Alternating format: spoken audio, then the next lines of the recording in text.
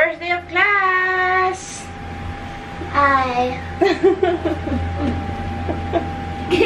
Galit naman. Bonbon. Ato pa, moist.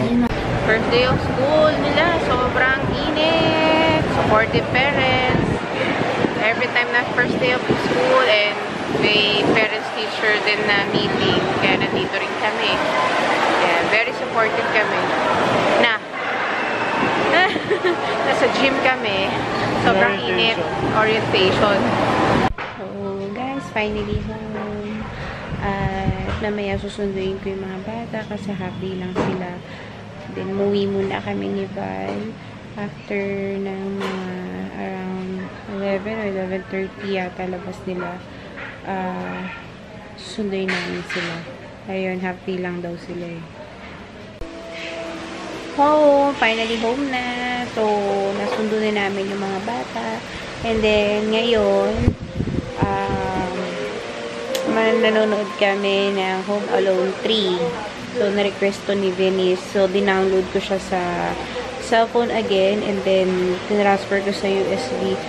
So, soon, mag-upload ako ng parang demo about dun sa pag-download ng movies to cellphone. Hindi kasi maganda yung connection ng internet namin. So, kaya hindi ako makapag gawa ng video regarding dun sa sinasabi ko nga pag-download ng movies. So, inaantay ko na maganda yung connection para i-upload ko kagad siya. So, hi guys! Nandito ako ulit sa kotse at mukhang creepy yung background ko. Patay sindi, para ako nasa delivery room. Alam mo yung mga eksena na parang patay sindi tapos mayroong lalabas sa gilid. Yan. Anyway, kasi pundido yung ilaw kaya patay sindi yung background ko. Medyo nagbe-blurred ako. Ayan, hindi niya makita masyado. Or meron siya na-detect. Feeling ko may na-detect siya sa likod. Ayan. Hi guys! Kakain kami na ice jam! Mama, ice cream. Ice cream daw to. So, bata kami. Pag nakaganito kami, ang yaman na namin. No, Bino? Pag ganito, mayaman ka na. Kasi, lalo kapag may baong kang ganito, ang unang kakainin mo yung biskuit. Ako hindi. Kaya, ako biskuit.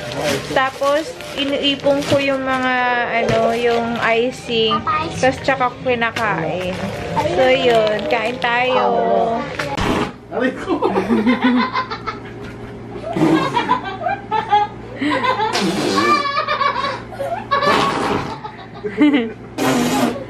Yak!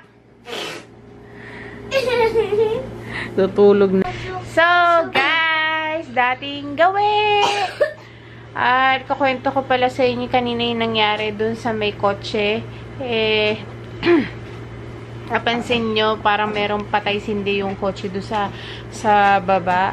At yung, ewan ko kung may tao doon sa likod ko or wala. Pero yung camera, nade-detect niya na parang may tao doon sa likod ko. So, kung magsha-shot kayo through camera or cellphone, 'di ba merong nag-i-square? Ibig sabihin pag nag-i-square, may nade-detect na tao. So, ayun kanina,